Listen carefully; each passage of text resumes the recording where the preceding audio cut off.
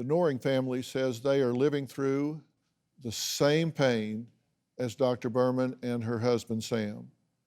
Their 19-year-old son was a promising athlete and musician, also an honor student. They say they believe dental pain led him down a dark and dangerous path to his death.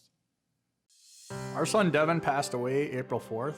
The night before, he was hanging out with a friend, came downstairs, and he asked me if he could melt butter for his waffles. And I told him he was a goof as he went up the stairs. And that was the last time I saw him. I was cooking some ravioli, and then I could hear Devin snoring. I don't know, I just didn't think much of it. The next day, I asked his brother to go wake up Devin. He'd come back downstairs and said that the door was locked. I unlocked the door, and he was just sort of lying there on the bed. I thought he was maybe asleep, and that's sort of when I realized that he had foam coming out of his mouth. Caden came running. There's something wrong with Devin. He's not waking up. Tom ran up there, and I was right behind him. And you could just tell he had been gone for some time.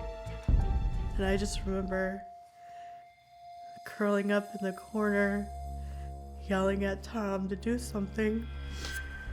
My mom was on the ground screaming. She was yelling, "My baby, not my baby." When the ambulance came, I asked him, like, "Are you sure there's nothing you can do?" He said, "No, there's nothing we can do, I'm sorry."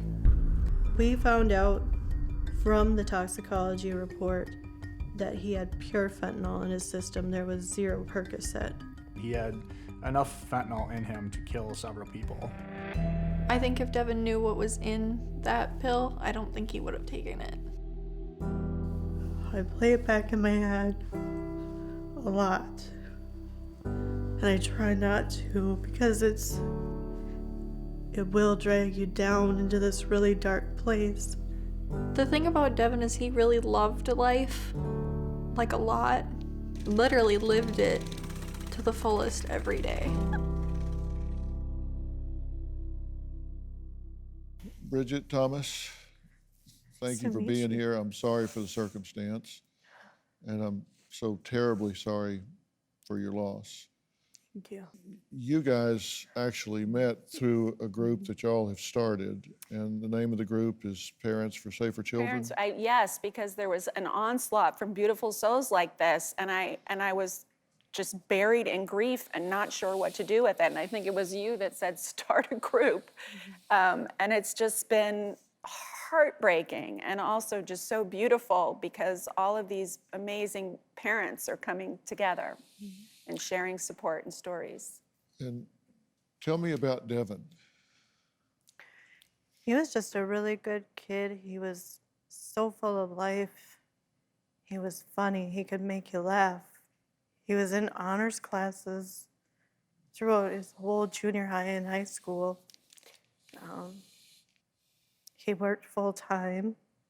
And again, we're not talking about a child here that was walking on the wild side, right?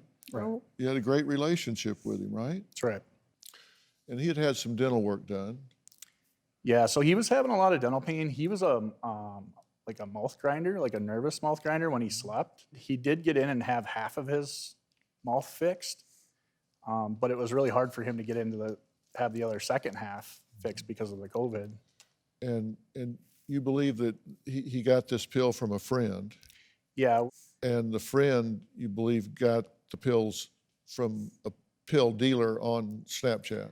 There's allegedly 2 pill dealers in our town. They use Snapchat. These are not like your typical drug dealers. These are people that my son went to school with, you know, and like you mentioned, the kids, they all will cover for each other. You see it as being a snitch, but what's worse, being a snitch or being a hero and saving somebody's life? Do you have a story or question for me? Click the link in the description and tell me what in the world is going on with you, because I want to know.